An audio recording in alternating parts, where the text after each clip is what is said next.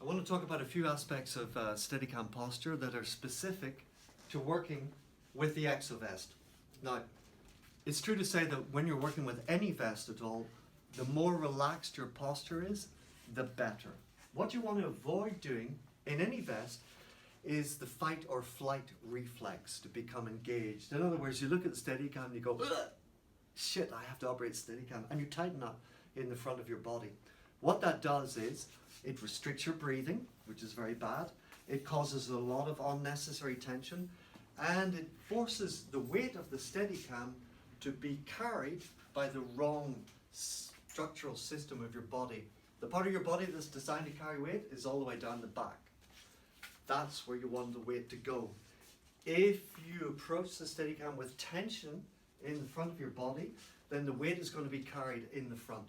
That's not a good thing. So, you want to approach the Steadicam very relaxed, and when you pick it up, you allow the weight to transfer to your back. You boom the Steadicam up and down, and you should feel that the weight is going down and not getting stuck anywhere. If it's getting stuck somewhere, it's because you've got some inappropriate tension.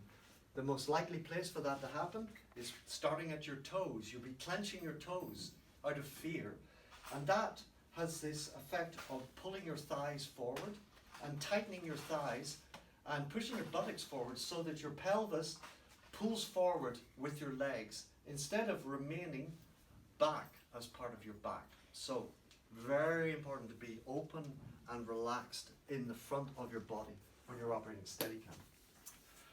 Obviously, with any Steadicam, it's good to work in a missionary position, which means having the rig close to your center line, and if the camera is pointing this direction, your body is at a 45-degree angle to it, whether you're walking with the camera facing forwards or the camera facing back. It's the same position. If you're operating like this with the Steadicam out to your side, it's not going to work well in any vest because you're going to be really side-loaded. You're going to feel a lot more strain on this muscle than on this muscle, whereas when you have it in the middle, the strain is more equal. But with the Exovest, it's just not going to work at all because the Exovest has this pivoting system that's built into it to accommodate the normal walking kind of locomotion of your body.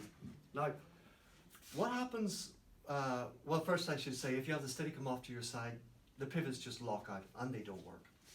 When you walk normally, as a normal human being, your pelvis rotates. If you notice, this hip joint is now higher than this one, and I take another step, this hip joint rises and this one falls. So as soon as I transfer weight onto this hip joint, it rises. Now, you may have noticed that I'm walking in a perfectly straight line towards you, and we evolved as predators, so it's not surprising that we're able to walk in a straight line like that. If, for some reason, I have to lock off my pelvis and walk, as you might have to do with a traditional vest, this is what happens. We end up waddling a little bit from side to side. If you worked a long time in a traditional vest, you'll notice that to keep a perfectly straight line, you have to trim the Steadicam back and forth from your body so it goes in a straight line, even though you're moving from side to side. So one of the first things you have to learn with the Exovest, if you're coming to it, especially if you're coming to it from a traditional vest, is to relax all of these muscles in the front of your body that you've been using up to now to stabilize your pelvis. Okay, the main groups of muscles that you have to relax are your stomach muscles here, which normally tense to stabilize your pelvis. The next muscles that you use are the gluteus medius on the side. They're also hip stabilizers, so you use those, you keep those tight to keep your pelvis level. Have you ever noticed when you do a really, really slow walk that these muscles start to burn as you're walking? Well, those muscles, you don't use them at all when you're doing a slow walk in the Exovest, because the Exovest pivot allows your pelvis to pivot normally without affecting the arm. Okay, so I think I'll get into the Exovest and we'll have a look at how that relates to actual Steadicam. So breathing is extremely important, as you might have guessed, especially breathing out. Breathing out is one of the things that we forget to do when we're in a panic. We mostly Breathe in and forget to breathe out. You want to adjust the Exovest so you've got plenty of room for breathing. I should be able to breathe very deeply. Fill up my lungs, raise my upper chest without it affecting the trim of the vest. So that's why we have this space here at the front of the Exovest. Okay, that's why it's rigid in this respect. So now, I'm going to approach the Steadicam. I'm going to be very relaxed. I'm going to be breathing in and most importantly breathing out. And as I breathe out, I let the tension from the front of my body go away. I do not want to be tensed up at this moment. I want to be completely relaxed at the front of my body. I keep my back really long and relaxed, and then as I pick up the Steadicam,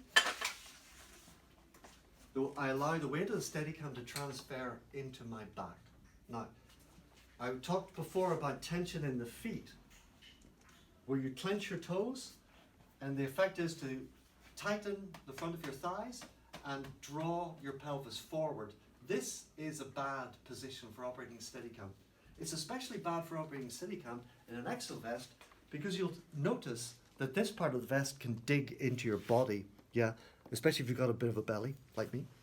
So, you want to really relax the front of your body and allow the weight to go into the back. So just boom the Steadicam up and down a few times and feel how the weight transfers through your body. And if it gets stuck somewhere, that's probably where you have the tension. So always try to find that relaxed position. What I like to think about is, I imagine if I had a chair behind me and I could sit down at any time. To sit down, I have to be very relaxed in the front of my body because I have to be able to go down like this with a straight back, okay? If I have tension here, I can't go down because my pelvis is locked forward. So if at any moment you're questioning how your posture should be, think about that chair that you could just sit in any moment whatsoever, okay? Now, what I was talking about with regards to walking, in a traditional vest, you're going to have to hold your pelvis level to some extent, and then as you walk, you're going to have to trim the Steadicam back and forward to stop the Steadicam from following your body and going out of alignment. With the Exovest, it's vitally important that you relax your stomach muscles, that you relax your gluteus muscles, so that your pelvis is operating naturally. It might feel a bit strange at first, so one trick is to think that you're going to take a couple of steps like a catwalk model and really exaggeratedly wiggle your pelvis. What that's going to do is just stretch out the muscles and make you aware of which muscles are in tension.